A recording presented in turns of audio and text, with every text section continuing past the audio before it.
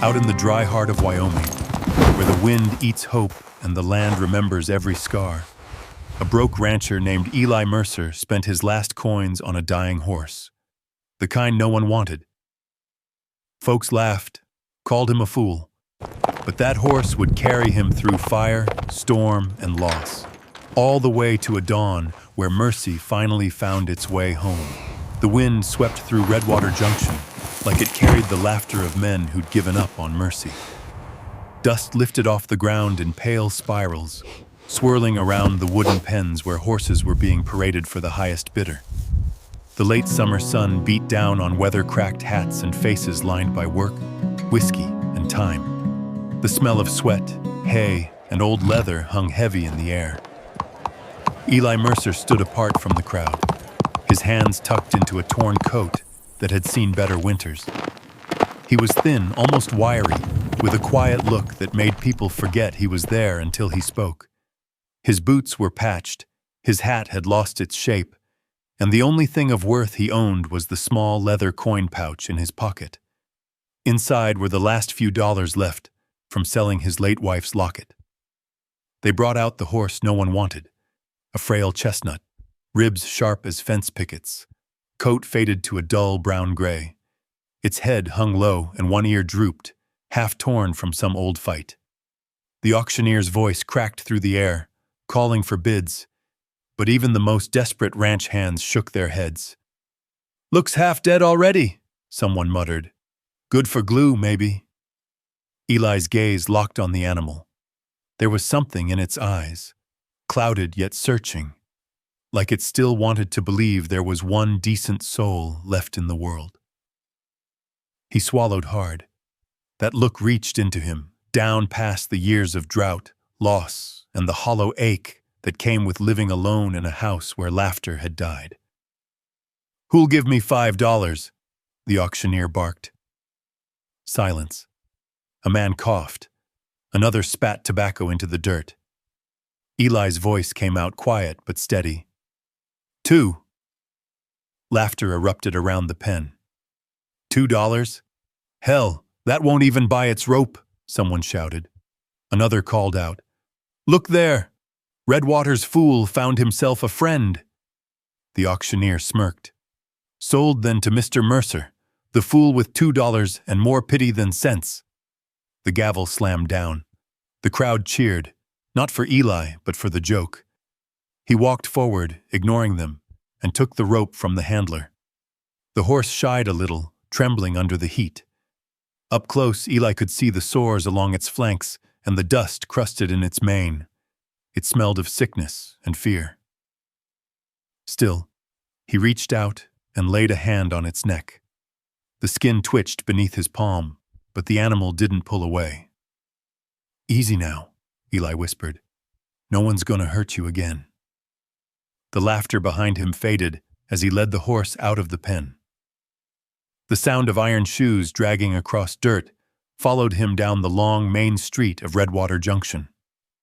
The saloon doors creaked open, faces peered out, half amused, half pitying. Children pointed. Someone tossed a tin can that clattered near his boots. Eli didn't flinch. By the time he reached the edge of town, the sun was sliding low, painting the prairie gold. The wind shifted cooler, carrying the smell of sage and the faraway promise of rain that would never come.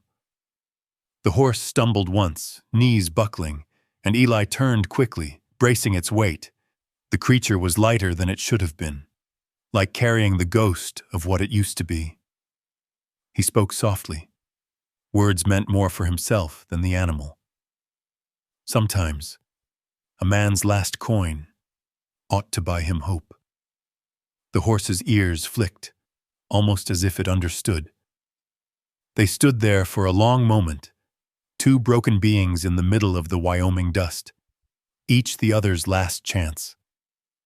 The trail to his ranch was 12 miles of emptiness. The prairie grass rustled like whispers. The sky turned the color of bruised copper, then melted into a violet night. A lone coyote howled somewhere beyond the ridge. Eli walked with his hand on the rope, matching his breath to the rhythm of the horse's uneven steps. Halfway home, lightning flared on the horizon. A dry storm, no rain, just the crackle of heaven splitting apart. The light caught the ridge of his land far ahead, the sagging roof, the leaning windmill, the barn whose door still bore the burn marks from the fire 2 years back. That fire had taken everything, his herd, his savings, and his wife Clara. Since that night, he'd spoken more to ghosts than to people. The horse faltered again. Eli stopped, pressing his shoulder under its neck to steady it. "We'll make it," he murmured. "You and me both." By the time they reached the ranch, the wind had turned cold. Eli led the horse into the half-collapsed corral and found an old bucket, filled it from the well, and pushed it forward. The horse sniffed the water, then drank greedily, shivering all the while. Eli watched, exhaustion tugging at his limbs, and felt something unfamiliar stir. Hope's fragile cousin, maybe Mercy. A lantern glowed faintly inside the cabin window. He'd left it burning that morning without meaning to. The flame flickered weakly, like it might give out any second. He looked back at the horse. "You'll stay here tonight," he said. "Tomorrow, we'll see if the good Lord still remembers us." Thunder rumbled far off, low and steady. The horse lifted its head, eyes catching the lantern light just enough to glint, alive, defiant. Eli smiled for the first time in months. But as he turned toward the house, a sudden thud made him freeze. The horse had collapsed, legs folded beneath its body, sides heaving. Eli ran back through the dark, knees hitting dirt beside it. "Come on now," he urged, panic cracking his voice. "Don't quit on me. Not tonight." The wind howled through the empty fences, rattling the loose boards like bones. Eli pressed his ear close. The horse's breathing was shallow, uneven. He threw his coat over its neck, rubbing hard to keep it warm. Above them, lightning split the sky once more, bathing the world in white. For an instant, it looked as if the two of them, man and beast, were carved from the same stubborn light. Then the darkness closed again. "Hold on," Eli whispered. "Just hold on." Outside, the prairie waited in silence, listening to whether Mercy would answer. When dawn finally broke, it did so without warmth. The first light spilled over the cracked hills like a faded photograph, muted, colorless, and tired. Eli sat beside the horse through the night, wrapped in his thin blanket, his breath rising in pale clouds. The chestnut still breathed, but each exhale rattled faintly, like a wind chime left to rust. He rose stiffly, joints aching from the cold, and looked around his ranch. Once, years ago, this had been a proud spread of open land and grazing herds.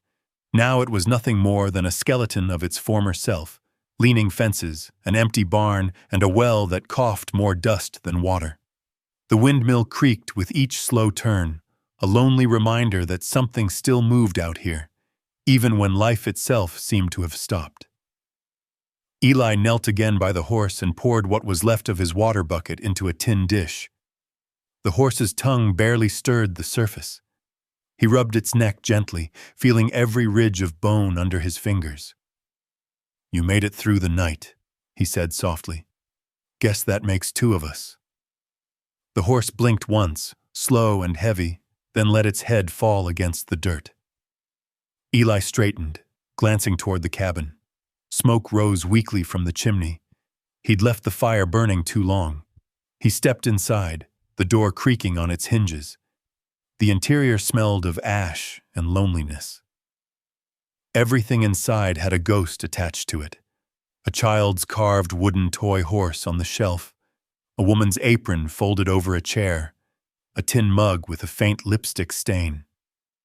He touched the mug's rim, tracing the faded mark with his thumb. "Morning, Clara," he said quietly.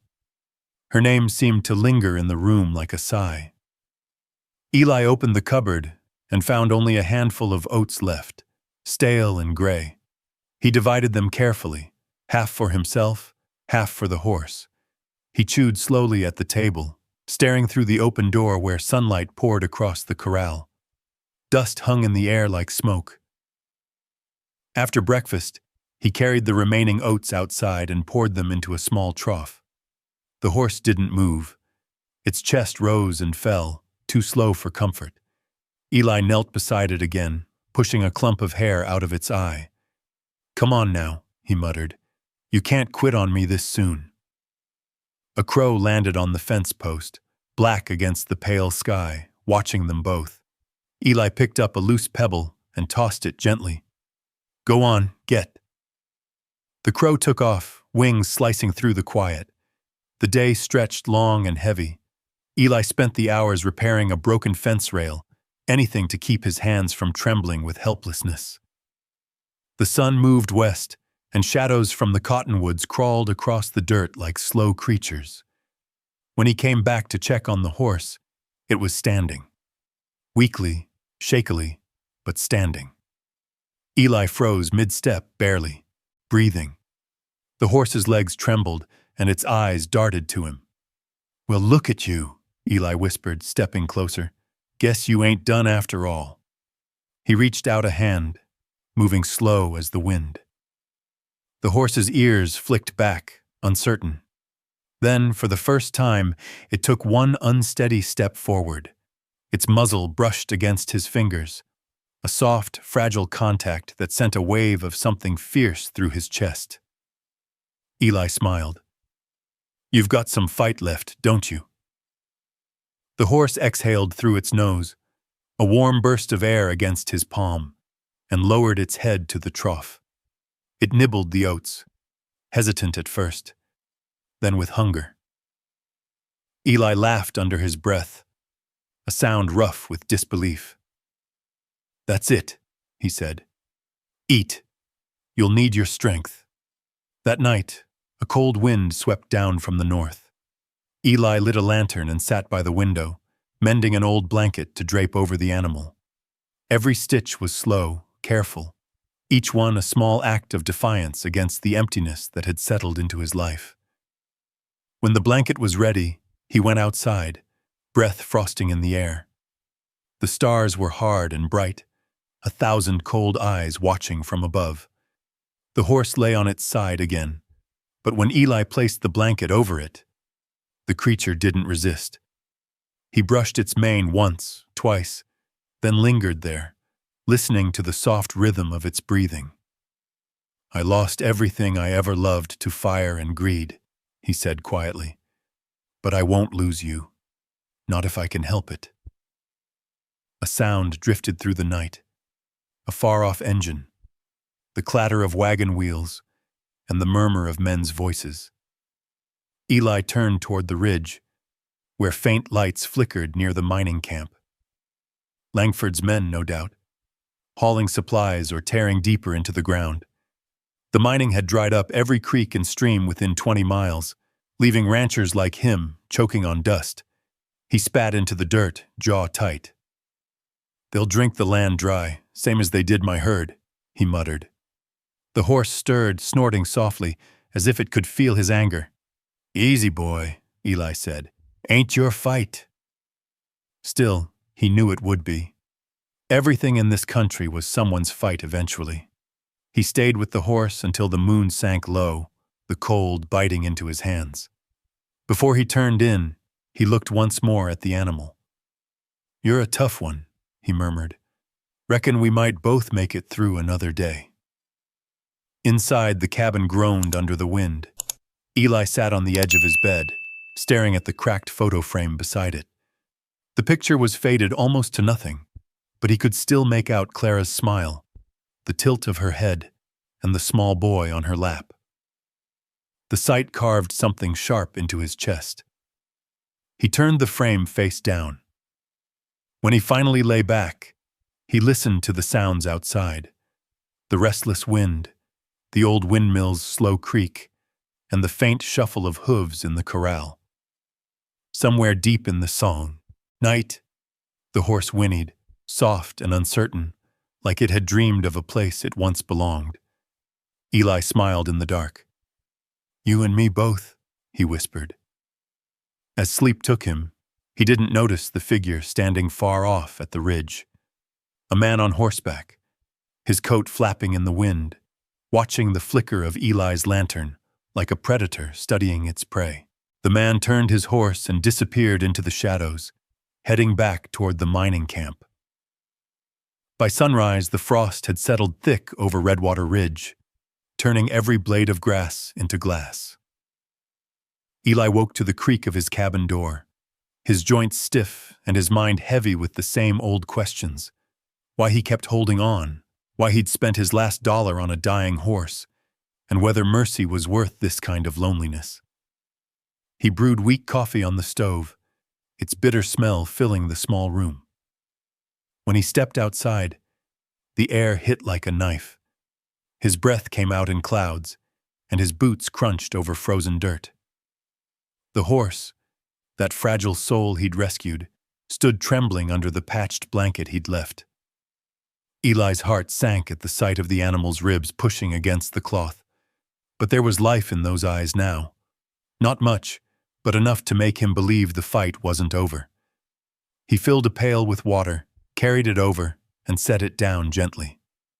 "Morning, partner," he said. "You look like hell, but you're still standing." The horse snorted softly, dipping its muzzle into the water. Eli rubbed its neck, the frost biting his fingertips. From the road came the faint sound of wagon wheels. He turned. A gray mare was making her way up the trail, pulling a small cart piled high with wooden crates. The driver was an old man with a long coat and a hat that had seen too many storms. His white beard caught the morning light, and when he lifted a hand in greeting, Eli recognized him instantly. "Doc Reeves?" Eli called out. The old veterinarian waved back. "You still living on this patch of rock, Mercer?" "Someone's got to," Eli replied. The wagon rattled up beside the fence. Reeves climbed down, moving slow but steady. "Heard you were keeping company with a ghost horse," he said, glancing toward the chestnut. "Had to see if it was true." Eli grinned faintly. "Guess rumors travel faster than rain these days." The old man's eyes softened when he saw the animal. He crouched near it, his hands moving with the kind of care only learned from decades of healing broken things. He ran his fingers along the scars, checked the gums, then sighed. "You picked a rough one, son." "I've been called worse." Reeves looked up at him, one brow raised. "You know what's wrong with this one?" Eli shrugged. "Besides the world?" The vet chuckled under his breath. "Not just sick. It's scared. You can see it in the eyes, like it's waiting for someone to hurt it again." Eli said nothing, but the words hit deep. Reeves opened one of his crates and pulled out a small jar of salve and a pouch of herbs. "Mash these into feed once a day. Help with the lungs and fever. Keep it warm at night, too. Wind cuts like a blade out here." "I'll manage," Eli said, though his tone lacked conviction. Reeves studied him for a long moment. "You still blaming yourself for that? Fire?" Eli's shoulders stiffened. "Ain't much to talk about." "Maybe. But silence never healed a wound, Mercer. You know that." The rancher turned away, jaw tightening. "I do what I can."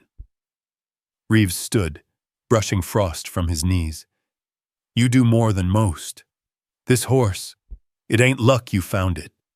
Sometimes life gives a man one last chance to prove he's still got something good left in him." Eli looked over at the horse, its breath fogging in the cold air. "Feels like the world already took all my chances." Reeves packed up his things, loading them into the wagon. "Maybe, but that one's still breathing. And so are you.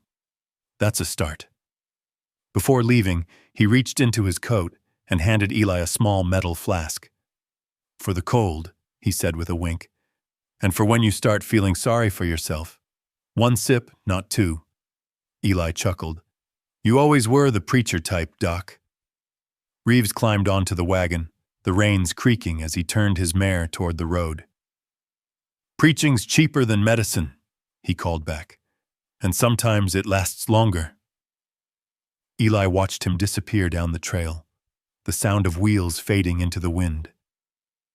The day warmed slightly as the sun climbed higher, and for a few brief hours, Eli worked with new energy.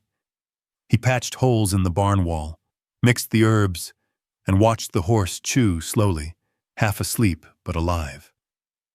That afternoon, a few neighbors rode by on their way to town. One of them, a red-faced cattleman named Walt Parsons, slowed his horse at the fence. "Heard you bought yourself a corpse," he said with a smirk. Eli didn't even look up. "Heard you married one." Walt scowled. His friend laughed so hard he nearly fell off his saddle. They rode on, the sound of their mockery echoing through the fields. Eli's face stayed calm, but inside he felt that familiar burn, anger, humiliation, and something darker he didn't have a name for. When the last of the riders vanished, he leaned against the fence, watching the land stretch out before him. It looked endless, but he knew better. Every mile had a name now, and most of those names belonged to Barrett Langford. The mining company had already swallowed 3 ranches to the west, and Eli's would be next. He turned toward the horse again. "Looks like we're both running out of room, partner." The chestnut flicked an ear, as if it agreed. That evening, the horizon bled red beneath the sinking sun. Eli sat on the porch, playing with the edge of the flask Reeves had given him. He thought of his wife's laughter, the way she used to hum while brushing down their horses. He thought of the night the fire came, how it had sounded like the world screaming. He unscrewed the flask but didn't drink. Instead, he poured a little into the dirt. "For you, Clara," he whispered. Behind him, the horse neighed softly, a low, trembling sound that carried across the yard. Eli turned, startled. The animal was standing tall now, facing west, its ears perked, muscles tense. The wind picked up, bringing the smell of smoke. Faint, but real. Eli's stomach dropped. He scanned the horizon. Far off, beyond the ridge, a column of gray curled into the fading sky. He took a slow breath. "Not again," he murmured. The horse stamped once, uneasy. Eli stepped off the porch, his eyes narrowing toward that rising smoke. Somewhere out there, Langford's miners were burning brush again, clearing ground they didn't own. The anger returned, old and heavy, but beneath it was something else, fear. Because in this land, every fire had a way of finding its way home. He looked at the horse whose gaze hadn't wavered. "You feel it too, don't you?" he said quietly. The horse snorted, pawing at the dirt. Eli nodded slowly. "All right, Ashen. We'll keep watch tonight." The sun disappeared behind the ridge, leaving the world bathed in blue. In the distance, thunder rolled, not from the heavens this time, but from the hollow belly of the earth, where men with greed and torches worked too close to the wind. And for the first time in years, Eli Mercer felt that mercy might not come without a fight. The smoke on the horizon faded overnight, leaving behind only the smell of burnt sage and the faint hush of wind rolling through the valley. When morning broke, the prairie shimmered under a thin mist. Eli had barely slept. Every creak of the barn, every coyote's cry kept him pacing the dirt between his house and the corral. When he finally stepped outside, the cold cut sharper than usual. The sky was a washed-out gray, and the air smelled of frost and iron. The horse stood near the fence, motionless, its head low but eyes alert. Eli tightened the worn strap on his coat and crossed the yard. "Morning, Ashen," he said softly, testing the name he'd chosen the night before. The word felt right, shaped by loss, but not broken by it. "You hungry?" He poured the feed Doc Reeves had left, oats mixed with herbs, into the trough. The horse turned its head, nostrils flaring. After a pause, it stepped forward and began to eat. Eli watched, leaning on the fence, a small smile tugging at the corner of his mouth. Guess you got some sense after all. The quiet between them was steady and easy. For once, there wasn't a sound of laughter, or fire, or fear. Only the scrape of hooves against frozen dirt and the soft crunch of grain. He reached out a hand, slowly, waiting. Ashen's ears twitched, but didn't pull away. The horse's muzzle brushed against his palm, a light, almost uncertain gesture. For Eli, it felt like the first sunrise after a long storm. "Good boy," he whispered. "That's how it starts." He spent the day tending small chores, mending a trough, oiling the saddle he hadn't used in months, cleaning the barn. All the while, his eyes kept drifting toward the corral. Every few hours, Ashen would take a few steps closer to the house, as if testing invisible boundaries. By late afternoon, Eli found himself sitting in the dirt, back against a fence post, whittling a scrap of wood into the shape of a horse. The work steadied his hands. The simple rhythm of carving and the sound of the knife scraping wood reminded him of days long gone.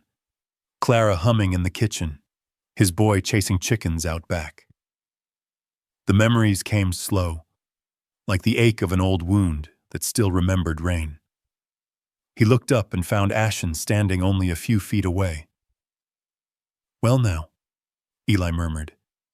"Didn't expect company." The horse stared, ears pricked forward. Eli stayed still, blade frozen mid-carve. A moment later, the horse took another cautious step, snorted softly, and stretched its neck toward him. Eli extended his hand, palm open, letting the animal decide. Ashen's breath was warm, sweet with oats. The horse's nose brushed his skin and lingered there. Eli swallowed hard, voice barely above a whisper. "That's right. Trust don't come easy, but we'll get there." The clouds rolled in again that evening, heavy and low. A storm was gathering, the kind that came sudden and mean across Wyoming. Eli worked quickly to patch a hole in the barn roof before the rain started. Thunder grumbled far off, deep and slow, like the voice of something ancient waking from sleep. He looked out toward the mining ridge and saw flashes of light, fires burning again, or maybe lanterns from the night shift. Either way, it set his teeth on edge. "They'll burn the whole valley one day," he muttered. The first drops fell just as he shut the barn doors. He spread hay thick in one corner and coaxed Ashen inside. The horse resisted at first, stamping and tossing its head. But Eli spoke low and calm. "You're all right now," he said. "Ain't no fire here." The wind howled outside, rain beating against the wood like fists. Inside, the lantern light danced across the horse's eyes, reflecting gold and fear. Eli laid a hand on its neck, feeling the tremor beneath the skin. "Easy, boy," he whispered, keeping his voice steady. "Ain't nothing out there gonna touch you while I'm here." The animal finally stilled. Its breathing slowed, and the tremors eased. Eli stayed there, hand resting on its shoulder, until the thunder drifted farther away. When the storm quieted, he stepped back, pulling an old saddle blanket from a peg. It was faded blue, the last piece left from Clara's favorite mare. He draped it over Ashen's back. The horse turned its head slightly, almost as if recognizing the scent. Eli smiled. "That belonged to a good soul. Maybe she'll watch over you too." He shut the lantern off and stood by the door, listening to the rain's soft patter. A thought came to him, something Doc Reeves had said the day before. Sometimes life gives a man one last chance to prove he's still got something good left in him. Eli looked at the horse and nodded to himself. "Reckon this is mine." The rain lasted through the night. By morning, the air was sharp and clean, the world washed in silver light. The fields glittered with dew. When Eli stepped out, the scent of wet earth filled his lungs, a rare kind of blessing in a land where rain meant survival. Ashen stood near the fence again, stronger now. When Eli approached, the horse raised its head and gave a soft whinny, low and familiar. Eli chuckled. "Well, listen to that. You're talking to me now." He reached into his pocket and pulled out a few slices of dried apple, holding one out. Ashen stretched forward, lips brushing his fingers as it took the treat. "Guess we're partners after all," Eli said. As he spoke, movement on the ridge caught his eye. Two riders watching from a distance, their silhouettes sharp against the pale sky. He squinted. Even from here, he could see the glint of rifles resting on their saddles. Langford's men. They lingered for a moment, then turned their horses and rode back toward the mine. Eli's stomach tightened. He looked back at Ashen, whose ears twitched uneasily. "Don't mind them," he murmured. "They're just ghosts that forgot they're still breathing." The horse nudged his shoulder, and Eli smiled despite himself. He walked toward the barn, intent on fetching his rifle when he heard it. A faint sound behind him, like soft laughter carried by the wind. He turned sharply, nothing but grass moving in the breeze, yet the unease stayed. "Looks like trouble's coming," he muttered. Ashen stood in the sunlight, the wind tugging its mane, eyes bright with life. Eli watched it for a long moment. For the first time since Clara's death, he didn't feel entirely alone. But deep inside, he knew peace never lasted long in Redwater. Not when greed still smoldered on the ridge, and the next time that smoke rose, it wouldn't just be brush they were burning. By the time the sun climbed over the ridge, Eli Mercer already knew trouble was coming. The wind had changed overnight, hotter, drier, the kind that carried dust and bad news in equal measure. The smell of smoke had faded, but what lingered was worse. Silence. The kind of silence that comes when the land holds its breath. Eli was splitting wood by the corral when he heard the crunch of hooves on gravel. He looked up to see 3 riders approaching, their silhouettes sharp against the morning haze. The lead horse was a black stallion, strong and restless, ridden by a man in a gray duster and a white Stetson too clean for someone who worked the land. Barrett Langford. Eli set down the axe, wiping sweat from his brow. "Morning," he said flatly. Langford reined in his horse a few yards away, surveying the ranch like a man inspecting property he already owned. "Mercer," he said, his voice smooth, practiced. "Heard you've been busy saving the dead and the dying." Eli's eyes flicked toward Ashen, who stood quietly behind the fence. "He's not dead," Eli said. Langford smiled thinly. "That so? Then maybe you've got the touch, because nothing else around here looks alive." He gestured with a gloved hand toward the sagging barn, the crooked fence, the parched land stretching beyond. "You're running out of ground to stand on, Mercer. Figured I'd offer a hand before the dirt swallows you whole." Eli's jaw tightened. "What kind of hand?" Langford's eyes gleamed. "A generous one. Sell me this patch of land. I'll pay more than it's worth. Enough for you to find somewhere green. Somewhere that still has rain." Eli leaned against the fence post, arms crossed. "There's still rain here," Langford chuckled, the sound low and patronizing. "Not for long. The mine's expanding east. We'll need to reroute water from the creek. You hold on to this land, you'll be drinking dust by fall." "I've been drinking dust for years," Eli replied. "Doesn't taste any worse than pride." The smile vanished from Langford's face. His voice hardened. "You always were stubborn. That's why the world forgot you." Eli straightened, his eyes steady. "Maybe, but it hasn't broken me yet." For a moment, neither man spoke.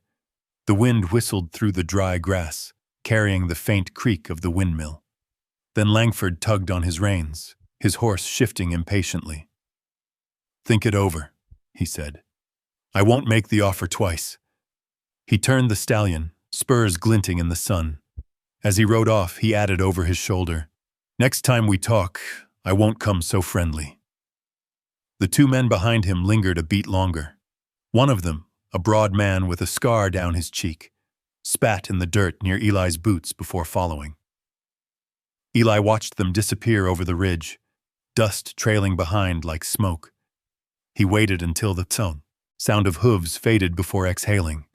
His hands trembled, though whether from anger or exhaustion, he couldn't tell. Ashen snorted from behind the fence, uneasy. Eli stepped closer and stroked its muzzle. "Easy, boy," he said. "Some folks just don't know the meaning of peace." The horse flicked its ears, nostrils flaring. Eli looked out toward the horizon, where Langford's mining camp shimmered in the heat. The sight of it turned his stomach. The mine was a wound on the land. Black pits and wooden scaffolds clawing at the hills, men shouting over the groan of engines. Each day, they dug deeper, and each day, the creek behind Eli's property ran lower. That night, the wind refused to settle. Eli lay awake, staring at the ceiling beams. The sound of loose boards rattling in the wind reminded him of another night, the one when fire had taken everything. He could still see the glow rising beyond the barn, the way Clara's voice broke when she screamed his name. He sat up, chest tight, and reached for his boots. He couldn't sleep, not with ghosts whispering through the walls. Outside, the stars were dimmed by thin clouds. He checked the corral.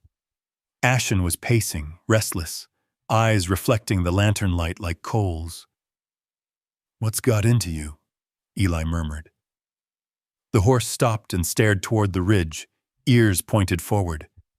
Eli followed its gaze and saw faint glimmers, moving lights, weaving through the dark like fireflies that didn't belong. Lanterns, miners. Eli's stomach dropped. They had no business this close to his property. He hurried to the barn, pulling his old Winchester from the wall and checking the chamber. The gun was clean, though its stock was worn smooth from years of work and grief. He stepped onto the porch, heart pounding, watching the lights grow brighter. The figures stopped at the edge of his fence line. One called out, voice dripping with mockery. "Evening, Mercer! Mr. Langford says to remind you about his offer." Eli raised the rifle, though he didn't aim it yet. "You've delivered the message.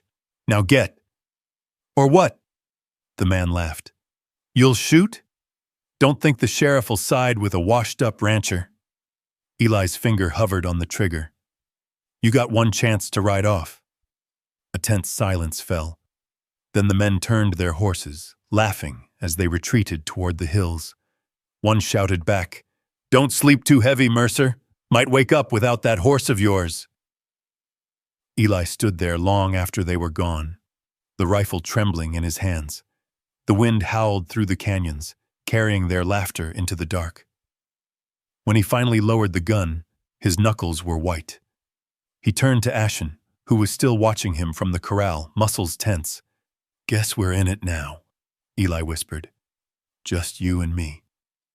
He locked the barn doors and checked the fence twice before heading inside. He poured a small drink from Reeves's flask but set it down, untouched. The fire in the hearth burned low, throwing long shadows across the floor. He stared into the flames until they blurred into memory. His wife's hair catching firelight, her hand resting on his chest, her voice saying, "Don't let this place take you too." When the logs collapsed into ash, he whispered, "Too late." Outside, a storm was gathering again, wind swelling through the valley like a warning. The lantern on the porch swung wildly, its light flashing across the corral. Ashen stood rigid in the glow, staring toward the ridge where the miners had disappeared. Eli watched through the window, unease gnawing at him. "You feel it too, huh?" he muttered. He didn't know it yet. But by the next dawn, the fight Langford promised would arrive. Not with words this time, but with fire. The night began with wind. It crawled through the valley like a restless ghost, bending the grass and moaning through the fence posts. Eli Mercer woke to the sound of it whistling under the eaves. The air smelled dry again, too dry after yesterday's brief rain, and that meant danger. In the high country, one careless spark could turn the world to ash. He stepped onto the porch, pulling his coat tighter. The moon hung low and red, half hidden by a haze that shimmered over the ridge. A bad sign. He scanned the horizon. At first, he thought it was the mist rising off the mine shaft, but then he saw it.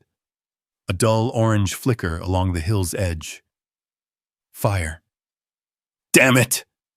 He ran for the barn, boots pounding over hard earth. Ashen was already awake, nostrils flared, stomping the straw. The horse's panic filled the air, every snort sharp and loud. Eli grabbed a rope and ran a trembling hand down its neck. Easy, boy.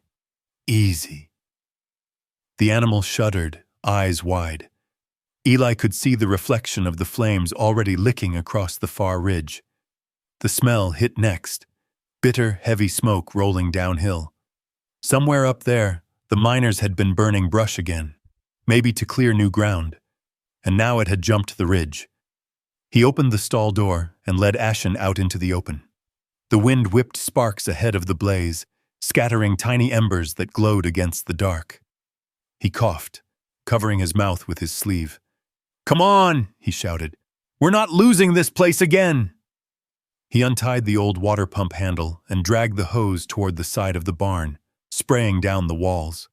But the pump coughed and sputtered, the pressure too weak. The well had been running shallow for weeks. Cursing under his breath, Eli ran inside, grabbed 2 buckets, and began hauling water from the trough. Each trip was slower, his lungs burning, the heat crawling closer. The horizon now glowed a fierce, angry red. Ashen's cries pierced through the roar. The horse reared against its tether, kicking dirt into the air. Eli dropped the buckets and sprinted back. "Hold on!" He reached the rope just as a gust of wind carried a sheet of flame over the nearest fence line. The wooden post burst into fire like a matchstick. Eli shielded his face, coughing. He fumbled with the knot, his fingers slipping on the rough hemp. "Come on!" The rope gave. Ashen bolted free, charging toward the open pasture. "No!" Eli shouted. He chased after it through the smoke, vision blurring. The wind howled like a freight train, driving the fire straight toward the barn. The heat was unbearable, like standing in the mouth of hell. Eli stumbled, covering his face. He could hear the crackle of burning wood, the groan of the roof as it began to cave. Then, through the chaos, came a sound, a sharp whinny from the ridge. Ashen was there, silhouetted against the blaze, pacing back and forth, refusing to flee. "Go!" Eli yelled, waving his arms. "Get out of here!" But the horse wouldn't leave. It came charging down through the smoke, heading straight for him. Eli barely had time to react before the animal pushed its head against his chest, forcing him backward. He realized then that Ashen wasn't running from the fire. It was herding him away from it. The two of them moved together through the choking haze, Eli leaning on the horse's shoulder as they made for the lower pasture. Sparks rained around them like fireflies from a cruel heaven. When they reached the creek bed, Eli collapsed to his knees. The water was low, barely a trickle, but it was enough. He splashed it over his face and turned. Behind him, his barn was engulfed, flames curling high into the sky, casting wild shadows across the valley. The wind carried the sound of splintering beams and falling timber. He'd seen it before, years ago when Clara screamed his name in the dark, and the fire stole her voice. His hands shook as he gripped the muddy bank. "Not again," he whispered. Ashen stepped into the shallow creek beside him, its sides heaving, coat streaked with soot. Eli pressed his forehead against the horse's neck. "You saved us," he said, voice rough with smoke and disbelief. "You damn well saved us." They stayed there until the fire burned itself out along the ridge, leaving only the smell of scorched earth. When dawn came, the valley looked like a battlefield, blackened posts, smoldering grass, and a barn reduced to a skeleton of charred beams. Eli walked through the ruins, his boots crunching over ashes. He stopped near what had been the doorway and knelt. Something metallic glinted under the soot. He brushed it clean, a small metal tag, the kind used by mine surveyors. Stamped across the surface were the words Langford Mining Co. Eli's expression hardened. So that's how it is. He pocketed the tag and turned toward the pasture. Ashen stood watching him, tail flicking in the smoke.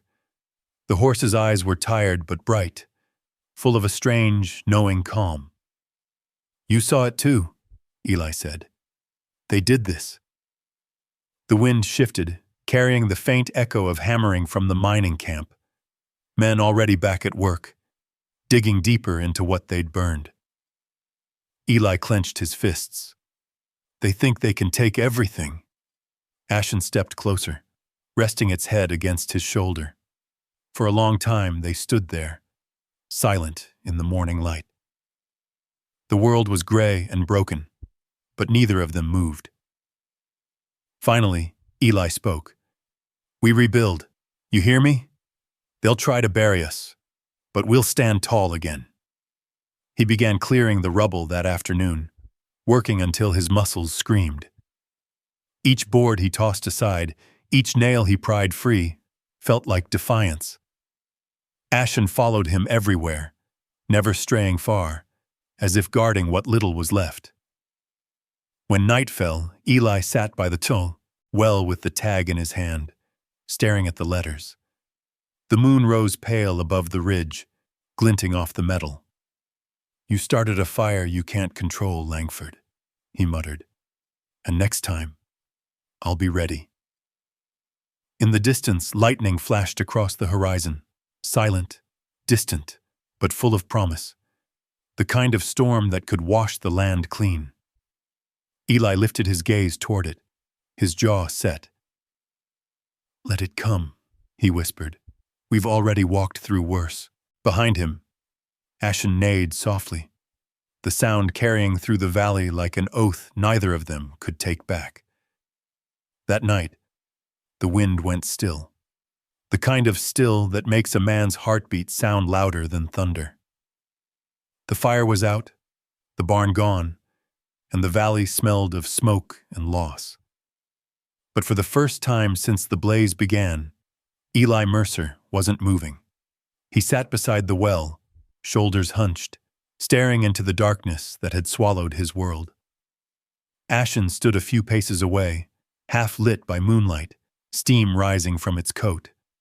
The horse's body bore the marks of the fire, singed hair, a patch of raw skin along its flank, but it stood steady, eyes fixed on Eli like a sentry refusing to sleep. "You should be resting," Eli muttered. His voice was raw, barely more than a whisper. "You earned it." The horse shifted, hooves crunching softly over the ash. Eli leaned forward, elbows on his knees, and stared into his hands. They were blackened with soot, the nails broken. For the first time in years, they looked like his father's hands, calloused, tired, built for fighting battles no one else would. He felt the weight of the silence pressing in, thick as smoke. Every sound seemed to echo: the creak of the windmill, the faint drip of water in the well, the distant howl of coyotes that fed on what the fire had left behind. Eli reached into his pocket and pulled out the metal tag he'd found. It glinted in the moonlight. The words Langford Mining Co. still visible through the soot. He turned it over between his fingers, feeling the cold weight of it. "They think they can take what they want," he murmured. "Same as the fire did." He looked at Ashen again. "But maybe this time the fire's on our side." The horse lifted its head, ears twitching. Eli almost smiled. "Don't look at me like that. You're just as much to blame. You wouldn't run. You stayed. Fool animal." Ashen snorted softly, lowering its head until its muzzle brushed Eli's shoulder. The gesture broke something inside him, something he hadn't even realized was still holding on. He let out a slow breath, one that trembled halfway through. Clara used to say mercy ain't a word. It's an action, he whispered. Maybe this is what she meant. Maybe mercy's just staying, even when you should have run. The wind picked up again, gentle this time, carrying the faint scent of rain. Eli looked up at the clouds rolling across the moon. He hadn't prayed since the night he lost everything, but now he found himself mumbling into the dark. If you're up there, if you ever cared to listen again, I could use a sign, something that says I ain't fighting alone. The answer came not from the sky, but from the earth, the soft, uneven sound of hooves. Ashen shifted, ears pricked. Eli stood quickly, his hand going to the rifle leaning against the porch rail. Through the thin veil of smoke came a flicker of lantern light. A wagon creaked down the path from the north road, its wheels squealing under the weight. The light grew brighter, and Eli recognized the outline of the old veterinarian's cart. "Doc Reeves," he said under his breath. Relief washed through him, though it was laced with unease. He walked toward the fence as the wagon rolled to a stop. The old man climbed down, brushing ash from his coat. "Heard the whole damn valley lit up," Reeves said. His eyes swept the blackened yard. "I came as fast as I could. You all right?" Eli nodded. "Still breathing. Barn's gone." Reeves looked past him, eyes landing on Ashen. The horse's burned side caught the lantern light, raw and red. "And him?" Eli exhaled through his nose. "Saved my life. Nearly killed himself doing it." Reeves grunted, setting his medical satchel on the ground. "Let's have a look then." He spent the next hour tending to Ashen, working in silence except for the occasional murmur of instruction. Eli held the lantern steady, the glow casting long shadows over both men. When the vet finally stepped back, his expression was grim but not hopeless. "He'll live," Reeves said. "You both will, if you stay clear of any more fires." Eli managed a tired laugh. "Can't promise that, Doc. The world keeps trying to light itself." The old man wiped his hands on a rag. "You always did draw trouble, Mercer. You think Langford's behind this?" Eli reached into his pocket and tossed the metal tag into Reeves's palm. "You tell me." The vet squinted, turning it under the lantern. His jaw tightened. "Hell, that's proof enough for me." "He's trying to push me out," Eli said. "He'll burn the whole valley if it means getting my land." Reeves looked at him for a long moment, then tucked the tag into his coat. "Let me talk to Sheriff Nolan. He's not one for fights, but he's fair. Maybe this time fairness'll mean something." Eli shook his head. "No. Langford owns half the county. He owns the sheriff, too." "Then what'll you do?" Eli glanced toward the charred remains of his barn, the smoke still curling from the ashes. "Same thing I've always done. Rebuild. And wait." Reeves sighed, rubbing the back of his neck. "You can't fight fire with stubbornness, son." "Worked once," Eli said, nodding toward Ashen. "Might work again." The vet chuckled softly. "You're a damn fool, Mercer." He climbed back onto the wagon. "But fools built this country. Just don't get yourself killed being noble." As the wagon rattled away into the dark, Eli stood watching until the light disappeared over the ridge. Then he turned back to the horse. The night grew colder, the sky heavy with clouds. He fetched an old quilt from the cabin and draped it over Ashen's back. The horse let out a slow breath, eyes half closed. Eli leaned against the fence post beside it. The silence stretched between them again. But it was a different, kind of quiet now. Not empty, but shared. The fire had taken nearly everything, but not the one thing Eli hadn't known he needed. Something to protect. He tilted his head back, watching the first snowflakes drift down through the smoke. The cold bit his cheeks, but he didn't move. The flakes landed on Ashen's dark coat and melted instantly. "Looks like winter's come early," he murmured. "Figures." He stayed out there until the ground turned white around them, until the horse's breathing became slow and steady. Only then did he return to the cabin, where the fire in the hearth burned low and blue. Eli sank into his chair, exhaustion finally dragging him under. As he drifted toward sleep, the wind carried the faint sound of something distant, a rumble that wasn't thunder. He frowned, half dreaming, half afraid. It sounded like men, voices, and somewhere in that dark distance, a hammer striking metal over and over. By dawn, Langford's mine would roar to life again, and with it, the next storm waiting to swallow them whole. The sound came first, a low, rhythmic pounding that carried across the frozen valley. Eli woke with his heart already racing, the faint tremor of machinery shaking the thin panes of his window. When he stepped outside, the morning was swallowed by a heavy curtain of snow. The sky was colorless, the air sharp enough to draw blood. He pulled his coat tight and squinted toward the ridge. The mining camp was a blur of smoke and motion, men shouting over the roar of steam drills. The sound carried down into his valley like thunder rolling through a graveyard. He could almost feel the land groaning beneath their weight. "Another day, another wound," he muttered. Ashen stood near the fence, dusted in white. The horse looked uneasy, ears twitching at the distant noise. Eli stroked its neck. "I know, feels wrong, don't it? Like the earth itself is hurting." He tried to go about his chores, but there wasn't much left to tend. The barn was gone, the fences half burned. He spent most of the morning shoveling snow from the corral gate, just to keep moving. Each breath came out in plumes of fog.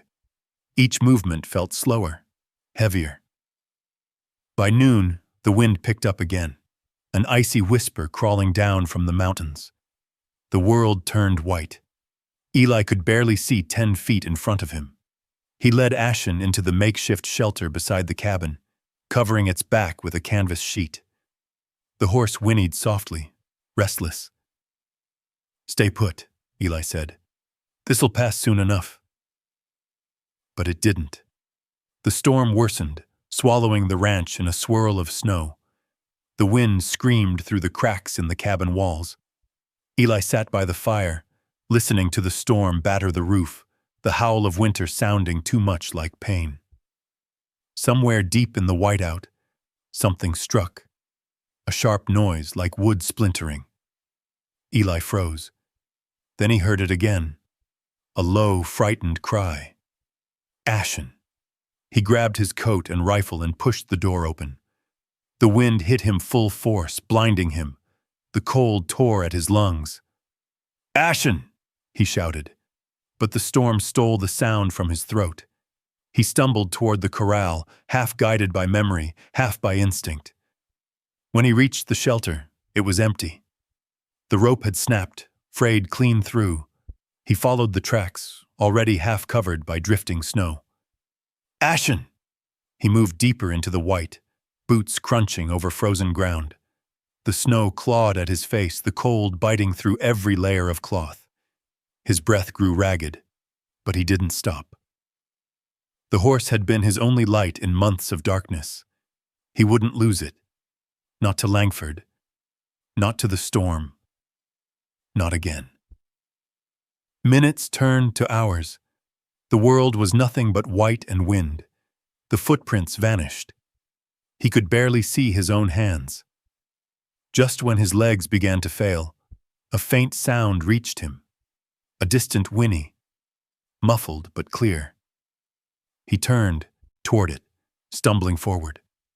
The land dipped suddenly, revealing a small hollow at the edge of a frozen creek. Through the blowing snow, he spotted a dark shape thrashing weakly near the ice. "Ashen!" He slid down the slope, nearly falling. The horse was trapped, the hind leg tangled in a coil of barbed wire half buried under the snow. Eli dropped to his knees beside it. Easy, boy. I'm here. The animal's sides heaved, eyes wide with panic. Eli pulled his gloves off and began tearing at the wire, blood quickly spotting his fingers where the metal bit deep. The cold made everything slower, duller, but he kept working, whispering to the horse all the while. You're all right. We're gonna get you out. After what felt like forever, the last strand gave way. Ashen staggered to its feet, trembling. Eli tried to stand, but his legs refused. He pressed a hand against the horse's flank. Go, he rasped. Get home. But Ashen didn't move. Instead, the horse lowered its head, nudging his shoulder. Stubborn fool, Eli whispered, half laughing, half crying. You're gonna make me believe in miracles again. He used the horse's strength to pull himself up. Together they started back through the storm. Every step was a battle. The wind tore at them, the ground shifting underfoot. Eli leaned into Ashen's shoulder, letting the animal lead when his own eyes could no longer tell earth from sky. By the time they reached the ridgeline, Eli could barely breathe. His vision swam. Then, through the blur, he saw it. Another figure in the snow. A wagon, overturned near the frozen creek, wheels jutting at odd angles. He blinked, unsure if it was real. Ashen stopped, whinnying softly. Eli stumbled closer. The wagon's side was splintered, its canvas torn. Inside, half buried in snow, lay an old man. His face was pale, his beard frozen stiff. Doc Reeves. God almighty, Eli breathed. He dropped to his knees beside him. The vet's eyes fluttered open, dull and glassy. Mercer, that you? Reeves rasped. Hold still, Eli said, brushing snow from the man's coat. What happened? Wagon slid off the trail. Wheel gave out. Reeves coughed, voice weak. Would have frozen if not for that horse of yours. Found me somehow. Tried to pull the wagon. Damnedest thing I ever saw. Eli looked at Ashen, whose sides still heaved from the effort. The horse snorted, ears flicking back toward the wind. Reeves gripped Eli's sleeve. Don't let her die out here. I won't, Eli said, his throat tightening. It took every ounce of strength to get Reeves onto Ashen's back. The horse stood steady as Eli tied the man in place with the broken reins. You hang on, Doc. I'll lead the way. They started for home again, Eli walking ahead, holding the rope, guiding Ashen through the white blur. He could feel his strength fading, his fingers numb, his feet dead weights. But the thought of leaving either of them behind drove him on. When they finally reached the cabin, Eli collapsed against the porch rail. He managed to untie Reeves and drag him inside, building the fire up until the flames roared. The vet shivered under blankets, color slowly returning to his cheeks. Ashen stood just outside the doorway, head bowed, snow melting along its mane. Eli limped back out and stroked its muzzle. You did good, partner, he said softly. The horse blinked slowly, leaning into his touch. For a long time, Eli just stood there, watching the snow fall, the world hushed and white around them. The storm had taken much, but it had given him something too, a reminder that not all things lost stay gone. Behind him, Doc Reeves stirred, his voice hoarse. You know, that horse, it's got more sense than most men I've met. Eli smiled faintly, eyes still on the falling snow. Yeah, he said, and more heart, too. The wind eased, the flakes drifting slower now, softer. The storm was ending. But as Eli looked toward the dark ridge, he knew this peace was only a pause, one last calm before the next reckoning. The storm had left the world silent, a silence so deep it felt like the land itself was holding its breath. The snow had stopped some time before dawn, leaving the valley blanketed in white. Eli Mercer woke stiff and sore, his hands raw from the cold and his back aching from the night's labor. Inside the cabin, the fire burned low but steady. Doc Reeves lay sleeping, wrapped in blankets, his face pale but peaceful. The old man's breathing had steadied through the night, each inhale proof that mercy hadn't turned away from them yet. Eli stepped outside, the floorboards groaning beneath his boots. The light was soft and blue, the kind that comes only after a heavy snow. The world looked untouched, clean as if the fire, the fights, the pain, all of it, had been wiped away. Ashen stood in the small corral near the cabin, steam rising from its coat, eyes half closed. The horse turned its head at the sound of Eli's steps and gave a low nicker, quiet and familiar. Eli smiled faintly. "Mornin', partner. You saved 2 lives last night. Not bad for a horse nobody wanted." He stepped closer, brushing snow from the horse's back. Ashen shifted slightly, letting him near. As Eli's hand passed along the animal's flank, his fingers caught on something rough beneath the hair. He frowned and brushed harder, clearing away mud and soot.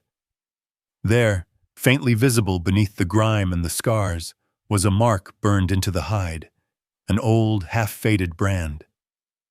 The letters were worn, but he could still make them out. Mercer Ranch, 1878. Eli froze. His breath caught, and for a moment the world tilted.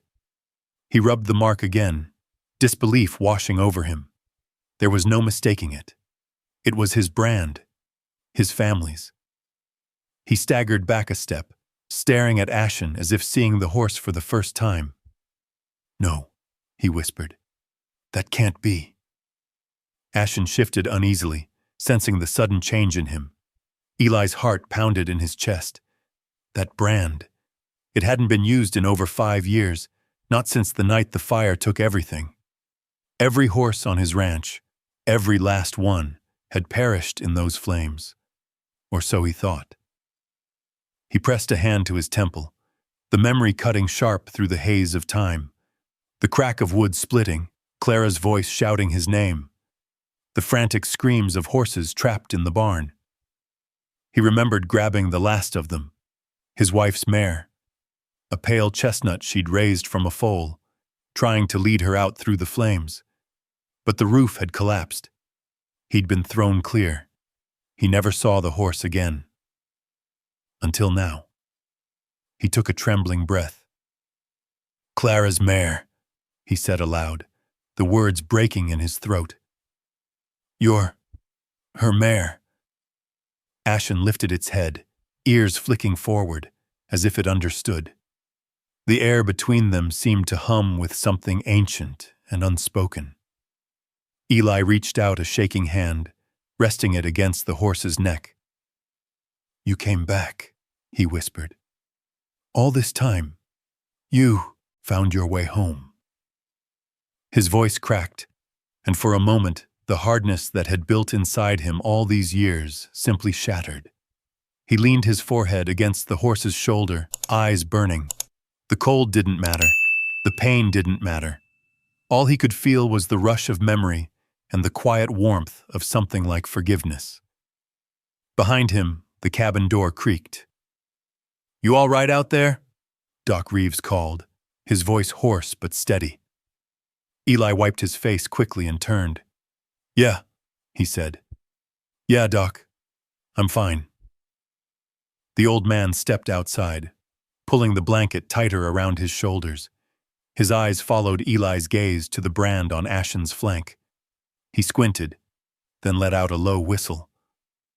"Well, I'll be damned. That's an old mark." "It's mine," Eli said quietly. "Used to be, anyway." Reeves raised an eyebrow.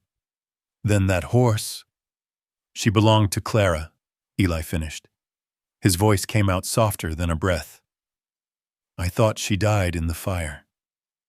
Reeves nodded slowly, studying the animal. "Looks like she's got a few ghosts of her own. Maybe the good Lord's given you both a second chance." Eli didn't answer.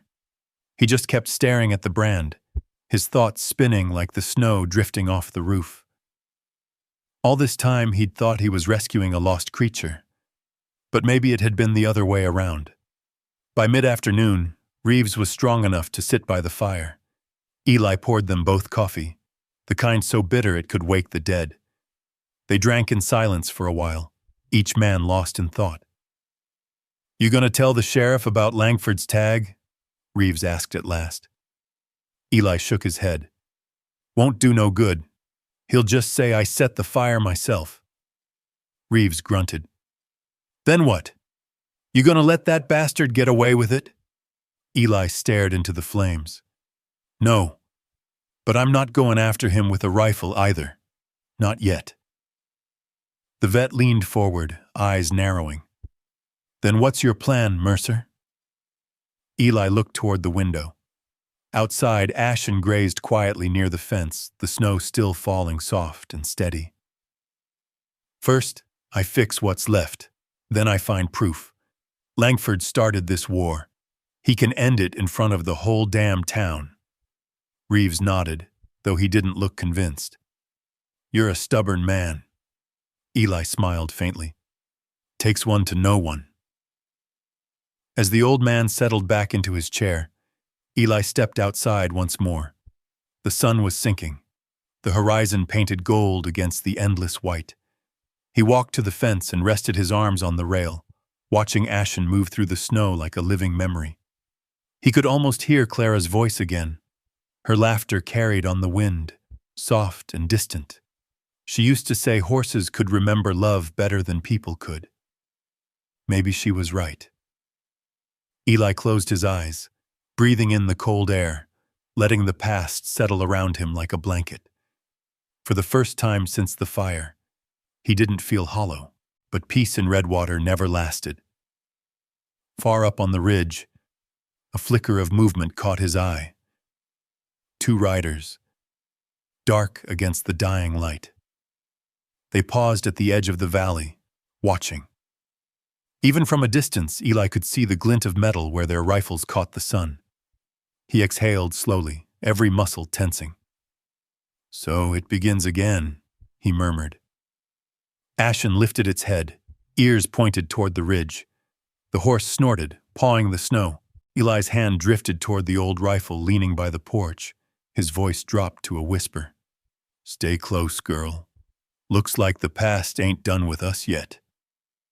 The last light of day slid behind the hills, turning the world to copper and shadow.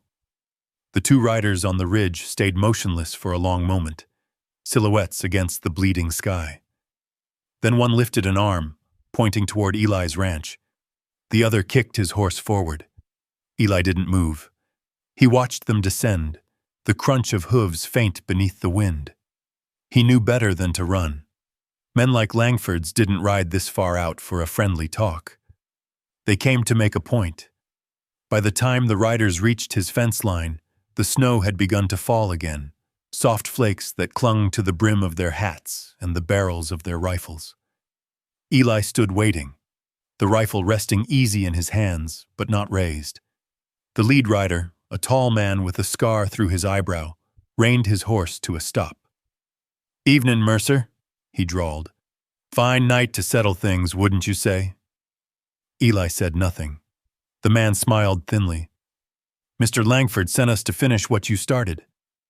"I didn't start nothing," Eli said, "but I sure as hell will finish it if you step 1 foot closer." The man chuckled. "You got fight left in you after that fire, huh? Shame. We was hoping you'd learned your lesson." He nodded to his partner, who swung his rifle off his shoulder. Eli took a step forward, his boots sinking in the snow. Ashen stirred behind him, the horse's muscles rippling under its hide, breath rising in white clouds. "You boys don't want to do this," Eli warned. His voice was calm, but his eyes were hard as flint. "There's no win here. You go home to your wives, I'll go back to mine, at least the memory of her." The scarred man's grin faltered for a heartbeat, then twisted cruel. "Ain't no memory gonna save you, old man." He raised his rifle. Eli's shot came first. The crack echoed through the valley, rolling off the frozen hills like thunder. The man's hat flew off his head, and he stumbled backward, rifle clattering into the snow. His partner jerked his horse around, firing wildly. The bullet struck the porch rail, splintering wood. Eli ducked, chambered another round, and fired again. The second man's horse reared, throwing him hard into the snow. He scrambled for his gun, but Ashen charged the fence, kicking through the boards and galloping straight for him. The man froze as the horse barreled past, missing him by inches, but sending his rifle flying into the drifts. When the noise finally died, only the wind remained. The first rider groaned, clutching his shoulder where the bullet had grazed him. The other lay stunned, his coat torn, eyes wide with shock. Eli stepped down from the porch, rifle still in hand. "Pick him up," he said coldly. "You got 5 minutes to ride back and tell Langford the next time he wants a fight, he can come himself." The scarred man stared up at him, hatred and fear warring in his eyes. Then he nodded. Together, the two of them mounted and rode off into the dark, their tracks vanishing fast beneath the falling snow. Eli watched until the ridge swallowed them whole. Then he turned to Ashen, who stood breathing hard, ears twitching. "You did good," he said softly. "Real good." He lowered his rifle and let out a long breath. His hands were shaking, not from fear, but from the weight of what had just happened. He'd fought before, fought for land, for cattle, for survival. But this was different. This time it felt personal, like the land itself was demanding a reckoning. Inside the cabin, Doc Reeves stirred. "What in God's name was all that shooting?" "Langford's men," Eli said, setting the rifle down. "Won't be back tonight." Reeves sat up slowly, wincing. "You can't keep this up, Mercer. He's got money, men, the law on his side. You're one man with a busted horse and a pile of ashes." Eli poured 2 cups of coffee, handed one to the old man. "That's all I need." The vet took a sip, studying him. "You remind me of those mules that'd rather drown than cross a river. Stubborn as sin." Eli smiled faintly. "Maybe, but stubborn's all that's kept me alive." Outside, the snow thickened, covering the blood in the yard, the broken fence, the tracks that led toward the ridge. By morning, there'd be no sign of what had happened, just a clean sheet of white and the quiet hum of the wind. Eli spent the next day patching the fence, one nail at a time. His fingers were numb from the cold, but the rhythm of work steadied him. Ashen followed close, nuzzling at his shoulder now and then, as if checking that he was still standing. When the sun began to set, he leaned against the post, gazing west. The mine lights flickered in the distance, orange and restless. Somewhere out there, Langford was nursing his pride and planning his next move. "You know what's coming," Eli said to the horse. "I can feel it in the wind. He won't stop till this land's his, or till it buries us both." Ashen tossed its head, letting out a short, sharp snort. Eli laughed under his breath.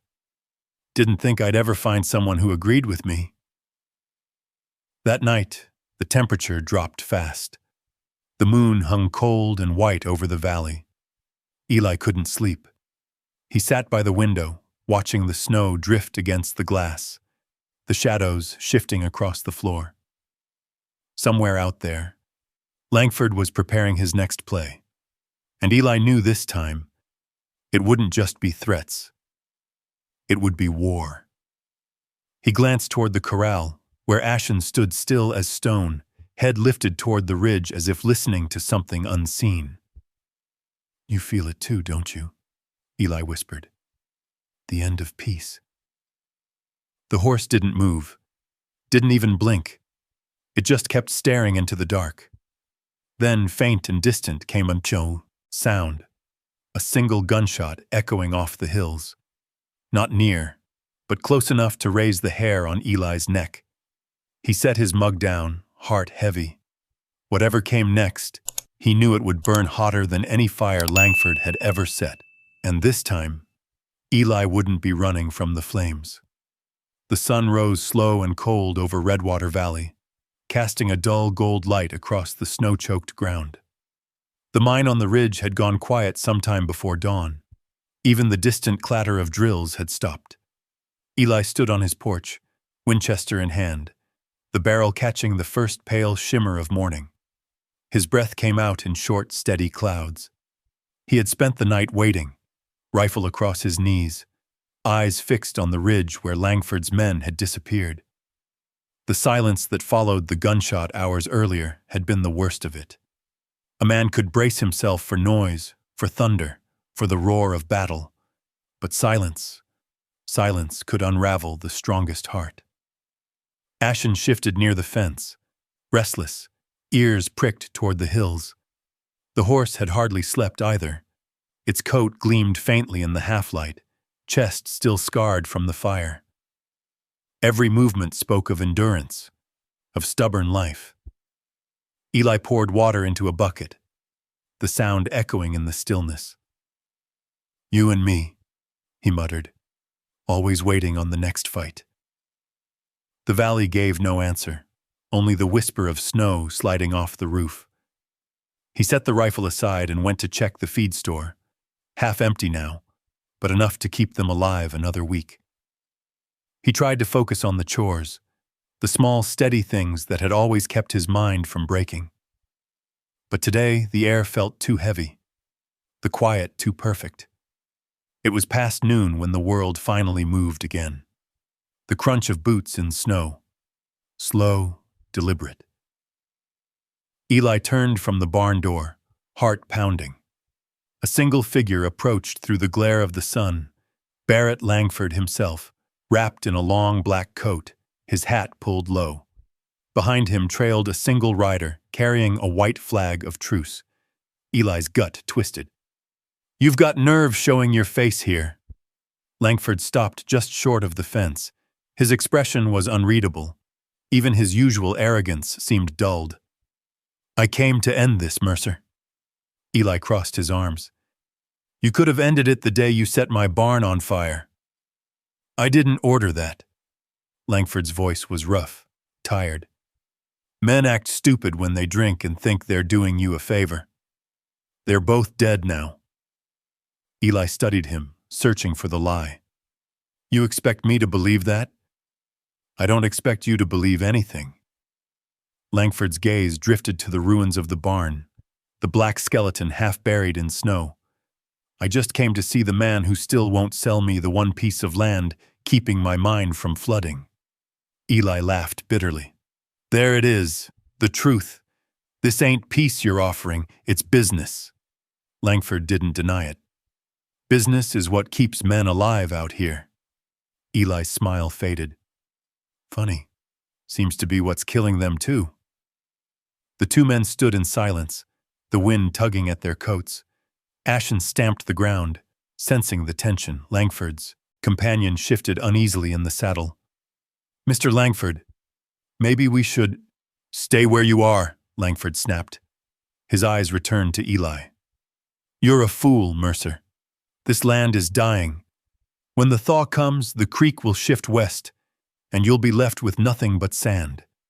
You could walk away rich." Eli stepped closer to the fence, his voice steady. "Maybe, but walking away never built a man worth remembering." Langford's jaw tightened. "I'm not your enemy." Eli's eyes hardened. "Then stop acting like one." For a long moment, neither spoke. Then Langford reached into his coat. Eli's hand went to his rifle, but the man only pulled out a folded sheet of paper, sealed with a wax stamp. He tossed it into the snow between them. "Sheriff's deed," Langford said. "Your land's under review for public use. The mine needs the water rights. You'll get your compensation in spring." Eli stared at the paper, his throat dry. "You think you can just take it?" Langford sighed. "I already have." The older man turned his horse. "Be ready to move by the first thaw. I'll send wagons." Eli called after him. "You can send all the wagons you want. I'll still be here." Langford didn't answer. The two riders disappeared up the trail, leaving only their hoof prints and the faint smell of cigar smoke. When they were gone, Eli bent down and picked up the paper. The wind tore at the edges, snapping it against his glove. He crushed it in his fist and threw it into the fire pit beside the house. The flames caught quickly, curling the paper to black. Ashen watched him with wide, dark eyes. Eli rubbed the horse's neck, his voice low. "We ain't done yet. Not till this land says so." The day faded into gray. Snow fell again, heavier now, muffling the world. Eli moved through it like a man half awake, feeding the horse, stacking wood, trying not to think. But as the sky darkened, a sound broke the stillness. Hoofbeats. Fast this time. Urgent. He grabbed his rifle and stepped onto the porch. Doc Reeves rode hard through the snow, his coat whipping in the wind. The old man barely stopped before calling out. "Eli, it's Langford. He's dead." Eli froze. "What?" "Sheriff found him up by the ridge, shot clean through the chest. His men are saying you did it." The world seemed to tilt beneath Eli's feet. "That's a lie." "I know," Reeves said, panting. "But lies travel quicker than truth. The sheriff's coming for you by morning." Eli looked past him, toward the ridge where Langford had vanished hours ago. The sky above it burned faintly red with the reflection of mine fires. "Let them come," he said quietly. "I'm done running." Reeves grabbed his arm. "Don't be a damn fool. You'll hang before they listen." Eli shook his head. "Not if I prove who really pulled the trigger. And how in God's name you gonna do that?" Eli looked at Ashen. The horse's breath rising like smoke in the cold. "With her help," he said, "Langford's men left tracks, and I reckon they tell the truth better than any lawman." The storm howled across the valley again, erasing footprints as fast as they were made. But Eli was already moving, packing what little ammunition he had left, saddling Ashen with hands that didn't shake. Reeves called after him, but Eli didn't stop. He swung into the saddle and turned toward the ridge, where the light of the mine still flickered like a dying star. Snow stung his face, the cold cutting through his coat. Ashen's hooves struck sparks from the frozen ground as they climbed. Eli's voice carried low over the wind. "You saved me from the fire once, girl. Let's see if we can save what's left of the truth." And with that, man and horse disappeared into the storm, two shadows swallowed by white. The climb toward Redwater Ridge was steep and cruel. The storm clawed at them from every direction, filling the air with stinging snow and shards of ice that bit like glass. Eli Mercer kept his head low, eyes fixed on the faint glow ahead, the orange flicker of the mine's lamps through the blizzard. Every breath felt like fire in his lungs, but he pressed on. Ashen stumbled once, catching her footing on the frozen slope. Eli leaned forward in the saddle, whispering through chattering teeth, "Easy now. We're almost there." The wind swallowed his voice, but the horse seemed to hear anyway.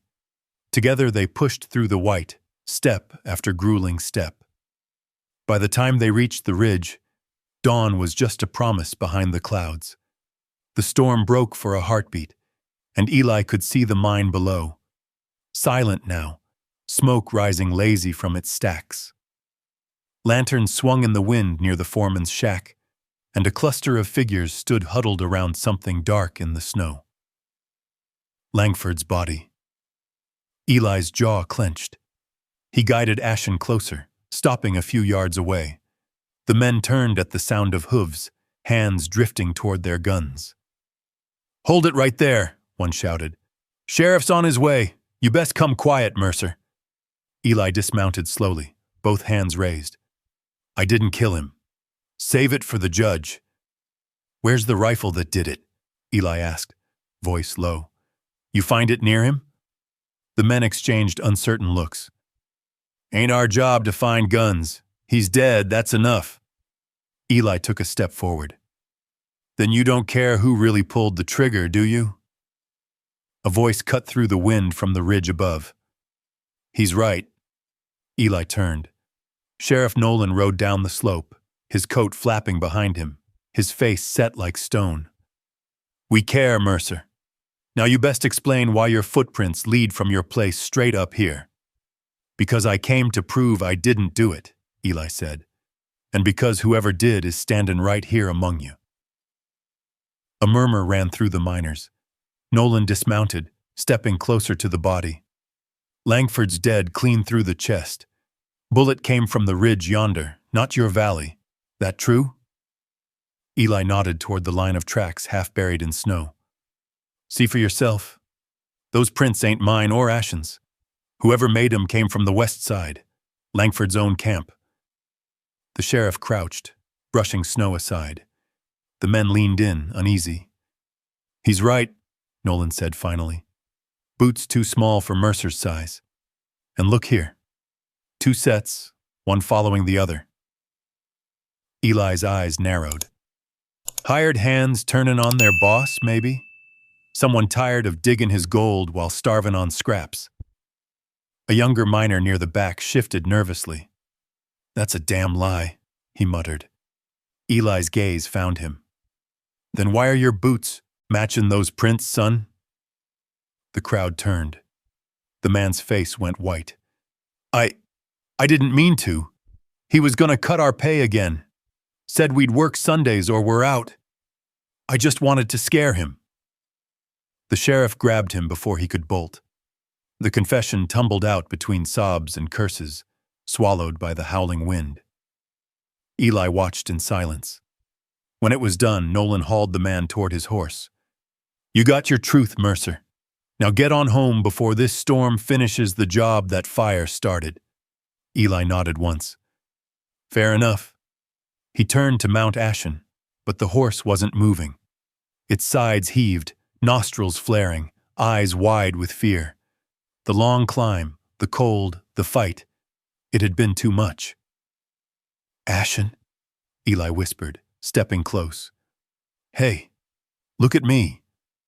The horse swayed, legs trembling. Eli caught her bridle, steadying her as she dropped to her knees. No, you hold on, girl. His voice cracked. You got us this far. The miners watched in uneasy silence as Eli knelt beside her, hands shaking. He brushed snow from her mane, his breath fogging the air. You can rest when we get home, you hear me? Not here. Not like this. Ashen's eyes flicked to him, soft and trusting. She let out one last long breath, warm against the cold air, and went still. Eli stayed there, his hand pressed against her neck as the snow began to fall again. The world blurred into white, quiet and endless. He didn't cry, not at first. He just sat, the storm burying them both inch by inch. When he finally stood, dawn had broken, a pale silver light spilling across the ridge. The sky was clear again, washed clean. The sheriff watched as Eli laid a blanket over the horse's body. You want help burying her? Eli shook his head. No, she carried me farther than most men ever would. I can do this much for her. He spent the morning digging, the ground hard as iron, each strike of the shovel ringing through the valley. When it was done, he placed a single horseshoe at the head of the grave, the one she'd lost months ago, the day they met. Reeves arrived by noon, guided by the fading tracks. The old man said nothing at first, only put a hand on Eli's shoulder. She was one of a kind, he said quietly. Eli nodded, eyes fixed on the ridge. She came home to die on the land she was born on. There's mercy in that, I guess. Reeves looked toward the valley. What'll you do now? Eli exhaled slowly. The mine was silent, the men gone, the wind calm. What I always do. Build. Fix what's broke. Weeks passed. The thaw came, softening the frozen ground. The creek rose again, running clean and clear through Redwater. Word spread fast. Langford's mine was closing for good. Too much debt. Too many ghosts. Eli rebuilt his barn plank by plank, each swing of the hammer a prayer. Reeves helped when he could, though his hands weren't what they used to be. Together they raised the walls until the ranch stood again, not as it had before, but enough. In the spring, a mare wandered down from the ridge, thin and wild-eyed. Eli recognized her instantly, a young foal's mother from the old herd that had vanished years ago. Behind her trotted a single colt, white as snow, its mane flickering gold in the sun. Eli smiled, something deep easing in his chest. "You're a stubborn family," he said softly. "Guess that makes two of us." The foal came closer, curious, sniffing at his hand. Its eyes were wide and bright, the same kind of light he'd once seen in Ashen's. He looked up at the sky where the dawn burned clean and soft above the valley. "Maybe mercy does come after all," he whispered. The wind carried his words across the hills, through the fences, and down toward the creek where new grass was growing. Eli Mercer stood there a long while, the colt beside him, the world washed in the quiet gold of morning. And for the first time in years, the silence didn't feel empty. It felt like peace. Out here in Redwater, mercy comes slow, but when it does, it changes everything. Maybe that's what Eli learned in the end, that sometimes the hardest roads lead us right back home. If this story touched your heart, drop a simple 1 in the comments below, just to let us know you were here, riding along with Eli and Ashen. And if you'd like to hear more tales of hope, grit, and the bond between man and horse out on the wild frontier, hit that subscribe button and stay with us for the next story. There's always another sunrise waiting beyond the storm.